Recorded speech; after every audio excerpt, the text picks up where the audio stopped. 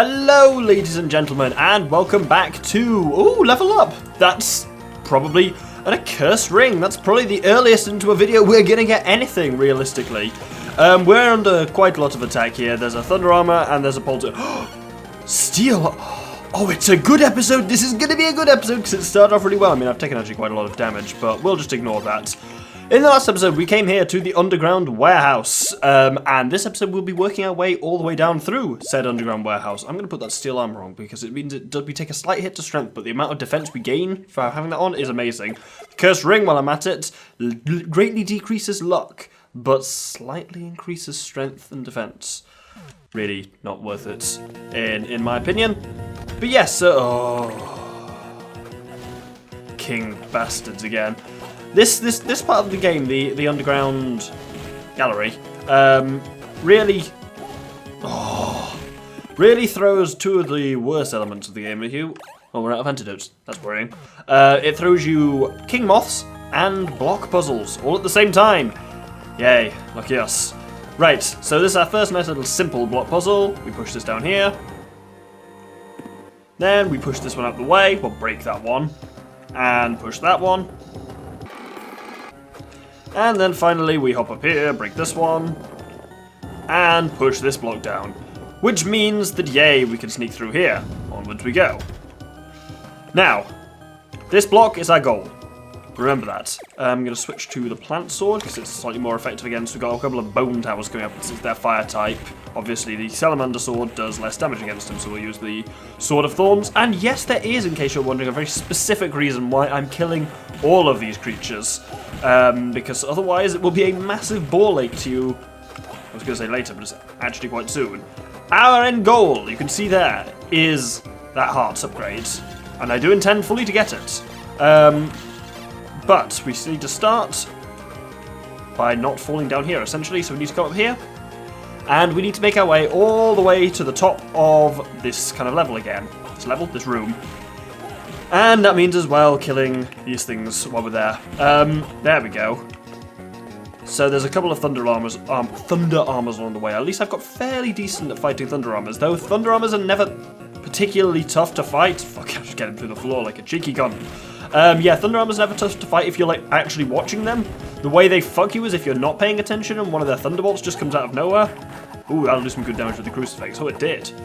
Ooh, crucifixes are the best thing of this game. Oh my god, there's still another one here. Technically, you don't need to actually kill these dudes. They're just in my way. This! We now need to get all the way to the bottom. This is where all the bone towers were, which is why I got rid of them, and I will see you at the bottom.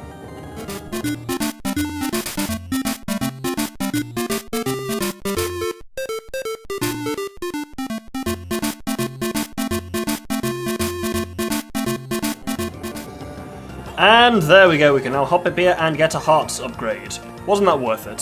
Speaking of which, this room's actually quite a good opportunity to regenerate your hearts, because if we go out and re-enter, there are 3 torches here, that one, and that one, all of which drop big hearts. If we bring up a combo we've not really used yet, which is Venus and Manticore, we gain double hearts from that, so we gain 10 for each one of those things, which is 30, which should bring us back up to our maximum in no time.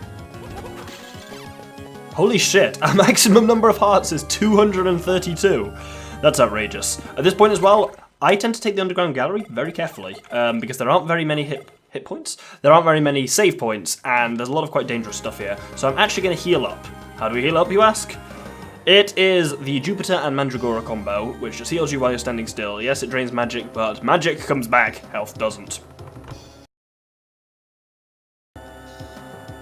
And there we go. As I say, I'm aware that that did drain the vast majority of our magic, but that will come back with time. And also, like, stuff like, say, at the moment I have Mercury and Salamander on, which is only actually active. Ooh, Fox Hunters! Got there eventually. It's actually only active when we're actively swinging the whip, so if we're not doing anything, our magic does just slowly regenerate. Anyway, little block puzzle here. Start off by breaking that block. That's crucial that you do that first. You'll see why in a second. If we then come up here, we can then push this block down. Now, had you not broken that block here, this one would be trapped because you can't pull a block, you can only push it, and you'd only be able to push it, you wouldn't be able to push it forward, and you wouldn't be able to crack that block either, so you would have been completely boned. We now push that one down there, and we follow along by also pushing this one down there. Can you see why you needed the heavy ring to access this place? This place is all about shoving blocks around. Such fun. There we go. Oh, well. Oh, stop sliding the wrong way, you daft fanny. There we go. Now we're through here. And now we get to a really irritating enemy. You know what? No, I'm not actually going to deal with that enemy yet. It's a new armor, as you can see, but it's just a particularly arsey one. But I will deal with it in a second when I actually literally have to. For now, we just climb up the top, defeating fox hunters. And right at the top here is a hidden little room, which has got a poltergeist in it. Poltergust is the ghost hoovering vacuum that Luigi uses in Luigi's Mansion. Another heart max. We could hold a lot of hearts. This is very good. I like this. Now, I'm going to do something weird here, and you will see why. I'm going to push this most of the way out and then leave it. Bear with me on that. Then come down to this one and push this one all the way. Ow. Prick. Okay, so the cross was overkill, I'm pretty sure, but it was fun. Push this one down, and you can now, from there, hop up here. Kill this prick. Kill these paired pricks. And now, oh look at that! I made myself a little platform from which I can then hop up to the top there. You can't wall kick it. You just miss it every time. So we can now hop right up and grab ourselves a magic upgrade. And see what I meant, our magic is back to full already, and our health is nearly full anyway. Anyway, I'm going to switch to Apollo and Thunderbird for fighting that annoying enemy I told you about. Because that's a very powerful attack, and they are a very powerful enemy. These are holy armors. Whoa! That's their main attack that you saw there. Yep. Basically, they just shoot a beam of light at you. It's at the same height as you, so much like with a forest armor, you can technically just crouch under it most of the time. But they are they just do so much damage when you touch them. Oh, apparently they do it at an odd angle sometimes. There we go. Oh, don't want the axe. And let's whoop! Quick. Like all armors, they're absolutely fine to take on from a distance, but up close they can get seriously dangerous, so that combo is good for just blending through them quickly, because you can see now, though, this is the issue with the underground gallery, not warehouse. No, this is the underground warehouse. You can just see how much we've just run out of magic. It's a real bastard. Well, not even run out of magic, run out of health and magic, I mean, so I'm going to do a bit of a trade-off as much as I can. That'll heal us enough for now. I actually don't want to... oh, fuck. I don't want to focus too much on, like, healing, because allows them with items, because I want to hold on to those healing items for cases where we'll actually need them later, like, you know, bosses and tough enemies and stuff. Generally, well, I know, I'm a tough one. I'm a weird one with this game, because I kind of avoid using healing items. Oh, no, holy armor! Oh, my God. Wow, this is going badly. I'm just trying to fucking kill this succubus so I can just think for a moment. Come on. Stay there. Yeah, I tend to kind of hold on to healing items for bosses and stuff like that, but then you end up kind of hoarding them so much because you think they're so precious, you actually end up never using them. Anyway, I believe it's through here. There's a secret room. And this introduces a new enemy. This is the Grizzly, who, as you can imagine, is basically the werebear's fucked up cousin. Much like werebears, they are relatively harmless at a distance. Up close, extremely dangerous. So, do not engage. I'm going to try and heal again. Right, that's enough for now, and I'm going to switch to Apollo Thunderbird. You'll see why shortly. Because we're really actually going to need that, which is why I didn't use up that last little speck of magic that I have. Come through here! And you'll notice there is a Grizzly right there. He is potentially a massive threat, because he can close you down so easily. There's another one behind him, he's less of a threat. So I'm just going to try and quickly Apollo Thunderbird him. Should basically, yep, deal with him. Now, this next one along here, you can deal with quite easily from a distance. And since he's at a distance, might as well use Mercury Golem, because we never use that, really. For the long whip! I mean, it's slow, but at this kind of length, that's an advantage. Because you've really got to... Don't give them an inch, because they really will... Oh, fuck, I'm just trying to jump and... There we go. They will really close you down and can fuck you so hard. There's an archdemon here. God, this is the part of the game where you really have to start properly, like, thinking... Fuck. You have to really start thinking about how you fight every enemy, otherwise you just get overwhelmed so easily. Right, I think we got the Archdemon, and we got the Grizzly as well, that's good. Yeah, this corridor is a real buggering. Let's take that guy out. Oh, see how far forward the Grizzlies can jump when they attack. But as I say, as long as you can stay ahead of them like this, you're fine, but it's just the risk of them closing you down is high. Now we get into more king bastards. There's also a block puzzle here, and also it kind of hits the frame rate, because there's a lot of stuff going on in this room initially. But before we actually do the block puzzle, we are going to come right up to the top here. Or not, apparently. There we go, just got it. And through here is a hidden room. I've got a bloody holy armor in, but I'm not going to have anything to do with that thing. I'm just going to... Oh! Oh, no, I thought I could crouch under it. Bugger. Time for a trading of health again. This is really going to be almost a running thing in the in this place. I think this is potentially, the underground gallery is the most dangerous part of the game. Yeah, I might stick with that. I might revise that over the coming episodes when we get to do different areas, which are bastards in their own way, but not immediately. Let's now go back, having healed a little bit, to Mercury and... not Mercury. Mars and Salamander, because basically the sword combos are really handy for attacking these moths. Oh, slow down! Basically it's because it's rendering a lot of objects, like obviously there's the king bastards, but then there's also the blocks and things that it's trying to keep track of at the same time. Right, now this is a bit of a kind of an interesting puzzle. We need to start off by getting this block here and pushing it right up to the edge. Only that way can we then break this one at the top there. Now we can come through here and break this one, and that one, and that one, push this block down, and then you guessed it, push the top one down. The reason we had to kind of do that little dick around is because you can't, it won't let you destroy that block that's on the top. If it won't let you destroy any blocks that are underneath if that block's on the top, because the kind of those grey crackable blocks don't actually have physics, so the game just doesn't allow you to do it, which is slightly odd. This is a weird room. Never quite figured it out. There's a lot of holy armors in this room, but I said I was going to try and ignore them, but this might not end so well for me. Oh, well, that was only a fox archer that shot me, we're fine.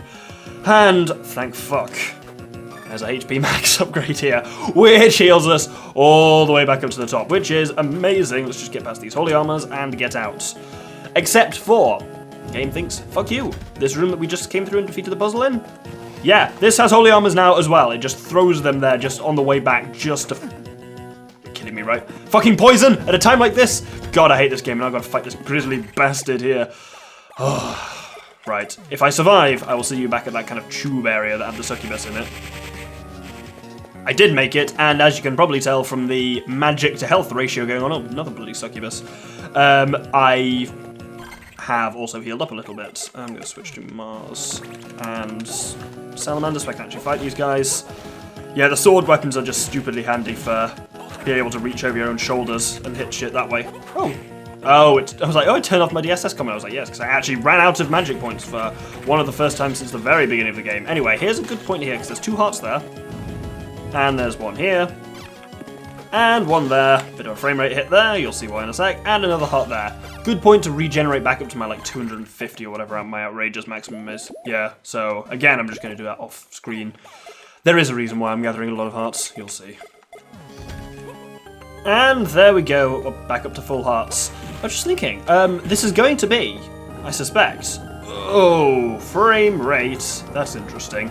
Yeah, this is going to be, I suspect, one of the first episodes, if not the first episode, where there's no grinding for a DSS card at all. There will be none this episode. Oh, yep. Oh, that doesn't feel right, but I did it anyway. I'm actually going to leave that there, otherwise I risk fucking myself. So, this puzzle here, all this crap here at the top, it's all just a ruse. It's trying to make you think you want to go through there, but you don't, and it's actually impossible. You want to come through here? Oh no! Ow! Wow, should have seen that coming. Only did 1 damage though. Now we can push this on top. That way on top is actually just a way back through from here. Can I just... Can I... I feel like I should be able to hop that. Can I... But... There we go. It did work. Yeah, if you want to get back through, you go the top way, and that's what that's really there for. Whew. Right, now in through here, there's some more poltergeists. Sword weapons, as you can see, are extremely useful for taking them out because of the kind of sweeping way of them. If we come up here, there's a little hidden room that has a griffin, weirdly enough, and a magic point upgrade. If I take that, I'll kill the bloody griffin first. Come on. Come on. I think one of the things I really struggled with this game, kind of thinking when I played it as a kid, was I was always underleveled, because basically I wasn't very good, technically, at, like, fighting monsters.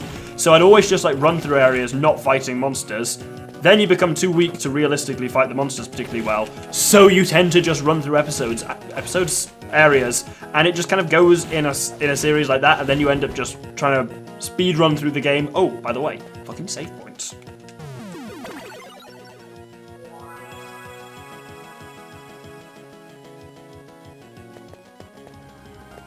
So yeah, and then that's why I think of the bosses of this game being particularly hard. I mean, it's not an easy game. Another bloody cursed ring, but it's not an easy game. But it's not as hard as I always think it is, because I think of the bosses particularly as being difficult, and you just having to find like cheaty or dodgy ways of beating them.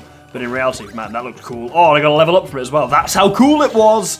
Yeah, I always think about having to come up with cheaty ways to beat the bosses and stuff like that. But in reality, the real trick to this whole game is just, you know, don't let yourself get under-leveled. Try and actually fight enemies where you can. And I was really worried that I was gonna basically not fight enemies enough on the Let's Play, because I was gonna be like too busy just wanting to go through areas and not just stuck fighting the same enemies. But actually, one of the things about this Let's Play is it doesn't have much of a chance to rest. Sometimes I just want to like check my notes, look at what I'm supposed to be doing. Oh, new enemy, it's a Dryad. It shoots cotton balls at you and dies very quickly. Oh, and drops a heart high, that's handy. Immediately following it is another enemy, but we're going to deal with the rest of the Dryads before we deal with that fucker. There's another one there, and there is another one there.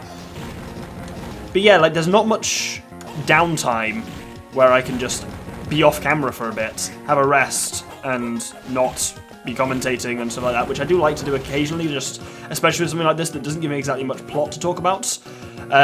So it's actually nice to almost have, in lieu of that downtime, at least have times where I can just not talk about immediately what's going on and just talk a bit more off topic, which I kind of like doing. HP max. I kind of like talking off topic, but obviously when you're always having to talk about the game, fighting enemies give me one little chance to actually not do that. Anyway, I've been avoiding talking about these guys, but these are golems. They're really not very much of a threat, but they've got a lot of health, so it's good to set a kind of lightning ball on them just to start off. Then once you've done enough damage to them, I don't believe they can actually even attack you. There you go, they fall onto the ground and they'll start crawling along. At this point, you switch to a nice little sword, and you finish them off with pads. Oh. Or you switch to a whip. That was unintentional. It's worth noting, they can't turn around at this point, so you can just hit them from behind very easily. Mars, actually, because I was aiming for the Rose Sword, not the Rose Whip. Apparently the Rose Whip is as powerful as the Rose Sword. That's very strange.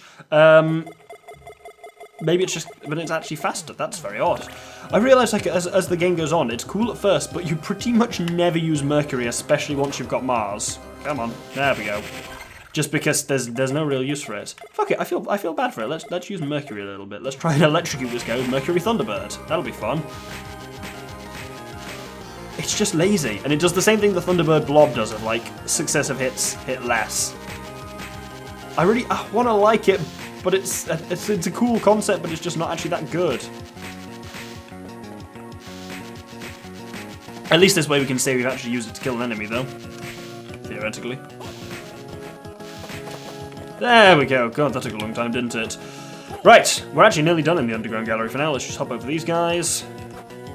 You can go back up and use the save point if you want, but I'm not actually... I've gone a bit low on magics, actually. You know what? Fuck, I'm not going to bother. Through here is a boss door. I'm going to ready up a combination. I'm going to ready up Jupiter and Serpent, of all things. Let's go.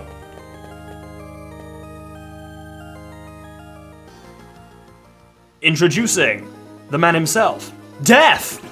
Yes, the boss is actually just Death, so he floats around up there, he's launching scythes at me, which is why I've got Jupiter and Serpent on, because this pretty much blocks all sides, no questions asked. He can shoot 2 beams at you like that. Basically, he'll do 2 attacks. He'll either hold his arms out to the side in a kind of like crucifix position, or he'll pull his arms into the center. That was his arms out to the side one, that's the arms into the center one, where he kind of makes spikes come out of himself. Crucifixes are really your friend here, which is, as you can imagine, why I've spent most of this episode gathering a lot of hearts. His scythes are normally a bit of an arse, but they're really not if you've got something like Oh, yes, that was ideal. If you've got something like Jupiter Serpent up, it means potentially your damage output isn't as high as it could be with like a more offensive combination, like either one of the sword combinations or something like that, or like Venus Thunderbird, which increases your attack at this point in the game massively, because we've uncovered like 60-something% of the map. But honestly, I find it's just easier to have Jupiter and Serpent up, which just means you just don't have to worry about these. Oh, well, okay, you occasionally have to worry about the size, but most of the time you don't. And then you can just basically let the crucifixes do your work from a distance. And after a while, he'll do the absolute classic, and he will change phase. Come on, you little prick. Oh, that's the laser move. Basically, with both of those moves, regardless of which one it is, just run away from him physically, and you will be fine because they both hit within a kind of, basically, they shoot diagonally down from him. So there's that one, yep. So as long as you're just not near him, if he's not on the screen, there's no way it can hurt you, so. The tactic is very different in the second phase of his boss fight, but he's not doing it yet, because I'm just not doing as much damage to it. Oh no! Oh fuck, that did a lot. Well, not a massive amount, in fairness. I struggle more with bloody holy armors than I do with the boss of the place. But that's because they're really difficult. Holy armors and grizzlies and what are they called? Archdemons can make this place a real bugger. Come on, Death, I don't want to cut during a boss. There we go! I'm going to get out of the way. Now he goes into a really weird mode. Yeah, look at this thing. The kind of death, skeleton, skull, scythe-mobile Triskelion thing. The old lightning ball is super powerful here. He still summons lives. He still summons scythes, but they are nowhere near as many as they were before, so they're easy to just physically dodge. Now he did a strange attack there. Oh, okay, he slammed the ground there, and he can also do a thing. He kind of brings this sigil up in front of him, and when it does, it massively lowers your gravity. No, increases your gravity. That thing. So my jumping is crap while that thing's up, so. Oh, I'm struggling now. Let's get that on him. And that should be enough to kill him, I hope, if I do another couple of good bolts like that. Basically, when he can't move while he's he can't move while he's being attacked. So as long as you just stick there we go, stick a thunderball on him. Ooh, that should be playing a sound. It's going like,